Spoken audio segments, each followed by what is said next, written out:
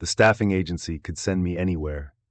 Packing wine glasses into styrofoam molds one week, driving a forklift around a yard the next. Doesn't bother me. I've got to say, though, this new place was a little odd. It's a warehouse full of parts for household appliances. Rubber pipes, ceiling caps, cables wound up into tight coils, steel elbow joints. The long and short of it is they give you a trolley somewhat similar to the ones they sell refreshments from on a train, along with a scanner gun and some sheets of paper containing barcodes. Wheel the trolley to the location, scan the barcode, put the item on the trolley, repeat.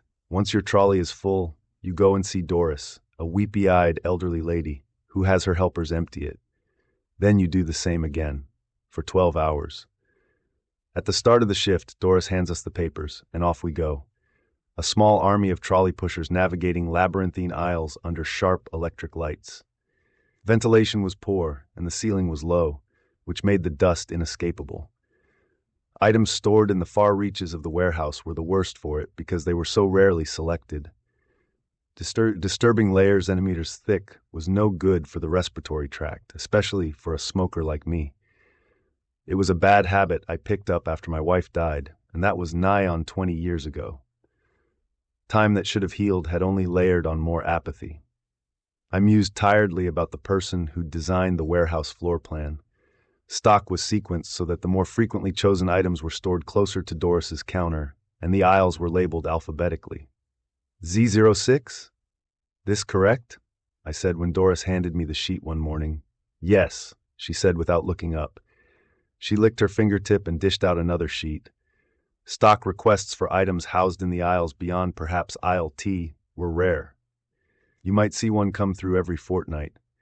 At Z06, I coughed through a cloud of dust to retrieve some kind of pipe sealed in bubble wrap. When I put it on the trolley, the lights cut out. I stood, assuming it was a prolonged flicker. Seconds went by. I felt subtle shifts in the air around me. Hello? The lights came back on. I reported the malfunction to the maintenance guy, who grunted. The next day I was given Z10, Z11, and Z14. This can't be right, I said. It is, Doris replied. Puddles had appeared overnight at the entrance to aisle Z, a roof leak. These locations were deeper down the aisle. Once again the lights went out. I waited. A faint crackling sound echoed from further down. Something brushed my leg. The lights came back on and I lurched out of the aisle, dropping a web of black cables as I went. The next day I called in sick. On my return I snatched the paper from Doris's hand. Z08, Z31, Z35, Z41, and Z42. This has got to be wrong.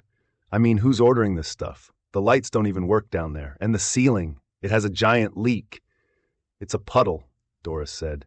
Can't someone else take this sheet? You refusing to do the work allocated to you, sir? I ground my teeth.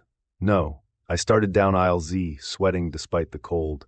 The trolley wheels rotated slowly. I grabbed the filter from Z08 and the refrigerator shelves from Z31 and Z35. Z41 and Z42 were the last two locations on the aisle. I craned my head as I approached because they didn't seem to hold any stock.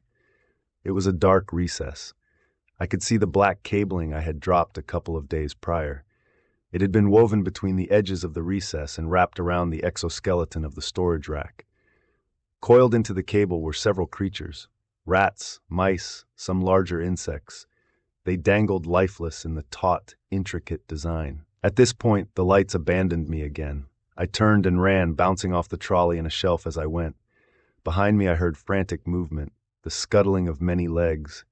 I left immediately and won't be returning.